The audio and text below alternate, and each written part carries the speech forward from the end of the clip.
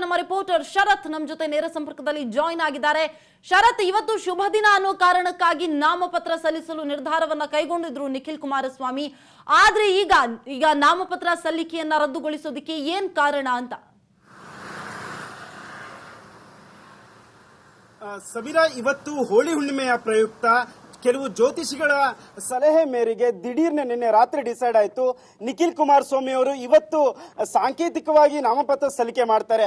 ಅದರಲ್ಲಿ ಕುಟುಂಬ ಸಮೇತರ ಸಿಎಂ ಕುಮಾರಸ್ವಾಮಿ ಹಾಗೂ ತಾಯಿ ಅನಿತಾ ಕುಮಾರಸ್ವಾಮಿ ಹಾಗೂ ದೇವೇಗೌಡರು ಮಾತ್ರ ಇರ್ತಾರೆ ಅಂತೆಲ್ಲ ಹೇಳಲಾಗಿತ್ತು. ಕೊನೆ ಕ್ಷಣದಲ್ಲಿ ಅದು ಕೂಡ ಮುಂದೂಡಲಾಗಿದೆ. ಅದನ್ನ ಅಬ್ಬರದ ಪ್ರಚಾರದಲ್ಲಿ ಈಗಾಗಲೇ ಮಾಡ್ತಾ ಇದ್ದಾರೆ ಮಂಡ್ಯದಲ್ಲಿ. ನಿನ್ನೆ ಅಂದ್ರೆ ಸುಮಲತಾ ಅಂಬರೀಶ್ ಏನು ಅಬ್ಬರದ ರೋಡ್ ಶೋ ಮೂಲಕ ನಾಮಪತ್ರ ಸಲ್ಲಿಕೆ ಮಾಡಿದ್ರು, ಅದೇ ರೀತಿ ನಾವು ಕೂಡ 25ರಂದು ಅಬ್ಬರದ ಪ್ರಚಾರದ ಮೂಲಕ ಒಂದು ದೊಡ್ಡ ಮಟ್ಟದ ರೋಡ್ ಶೋ ಮೂಲಕ ನಾವು ನಾಮಪತ್ರ ಸಲ್ಲಿಕೆ ಮಾಡಬೇಕು ಅನ್ನೋ ತೀರ್ಮಾನಕ್ಕೆ ಬಂದಿದ್ದಾರೆ. ಇವತ್ತು ಏನು ಹಮ್ಮಿಕೊಂಡಿದ್ರು ಅಂದ್ರೆ ಸಾಂಕೇತಿಕವಾಗಿ ಮಾಡಬೇಕು, ಕೆಲವು ಜ್ಯೋತಿಷಿಗಳೇನೇ ಹೇಳಿದ್ರು, ಅದನ್ನೆಲ್ಲವೂ ಕೂಡ ಎರಡೆರಡು ಸರಿ ಜನ ಸೇರಿಸೋದು ಬೇಡ, ಜನರಲ್ಲೂ ಕೂಡ ಒಂದು ಗೊಂದಲ ಆಗೋದು ಬೇಡ, ಒಂದೇ ದಿವಸ 25ನೇ ತಾರೀಕೆ ಅವ್ರಕ್ಕಿಂತ ದೊಡ್ಡ ಮಟ್ಟದಲ್ಲಿ ಮಾಡುವಂತ ಪ್ರಯತ್ನಕ್ಕೆ ಮುಂದಾಗಿರೋದ್ರಿಂದ ಇವತ್ತಿನ ನಾಮಪತ್ರ ಸಲ್ಲಿಕೆ ಏನಿತ್ತು ಅದನ್ನ ಮುಂದೂಡಿದ್ದಾರೆ. ಶಮೀರಾ, ಈಗಾಗಲೇ ನಿನ್ನೆ ಕೂಡ ಇದು ದಿಢೀರ್ನೆ ಫಿಕ್ಸ್ ಆಗಿತ್ತು. ಕೆಲವು ಜ್ಯೋತಿಷಿಗಳು ಆಮೇಲೆ ಇವತ್ತು ಪ್ರಮುಖವಾಗಿ ಹೋಳಿ ಹುಣ್ಣಿಮೆ ದಿವಸ ಮಾಡಿದ್ರೆ ಒಳ್ಳೇದು ಅಂತ ಒಂದು ಸಲಹೆಯನ್ನು ಕೂಡ ಕೊಟ್ಟಿದ್ರು.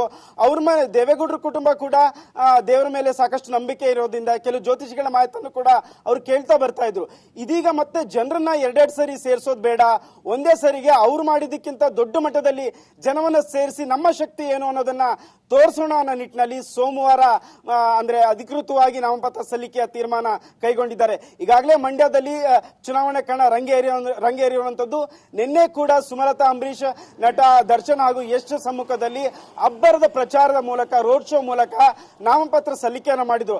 ಅದನ್ನ ಸಡ್ಡು ಹೊಡಿಲಿಕ್ಕೆ ಒಂದೇ ದಿವಸ, ಅದು ಮಾರ್ಚ್ 25ರಂದು ದೊಡ್ಡ ಮಟ್ಟದಲ್ಲಿ ಮಾಡಲಿಕ್ಕೆ ಅಂದ್ರೆ ಇವತ್ತು ಹಮ್ಮಿಕೊಂಡಿದ್ದನ್ನ ಮುಂದೂಡಲಾಗಿರುವಂತದ್ದು. ಸಮೀರಾ, ಈಗಾಗಲೇ ನಿಖಿಲ್ ಕುಮಾರಸ್ವಾಮಿ ಪ್ರಚಾರದಲ್ಲಿ ಕೂಡ ಇಲ್ಲಿ ತೊಡಗಿರುವಂತದ್ದು. ಇವತ್ತು ಹಮ್ಮಿಕೊಂಡಿದ್ದ ನಾಮಪತ್ರ ಸಲ್ಲಿಕೆಯನ್ನ ಈ ಕ್ಷಣಕ್ಕೆ ಮುಂದೂಡಲಾಗಿದೆ ಅಂತ ಮಾಹಿತಿ ತಿಳಿದು ಬಂದಿರುವಂತದ್ದು. ಥ್ಯಾಂಕ್ ಯು ಶರತ್, ತಮ್ಮೆಲ್ಲ ಡೀಟೇಲ್ಸ್ಗೆ.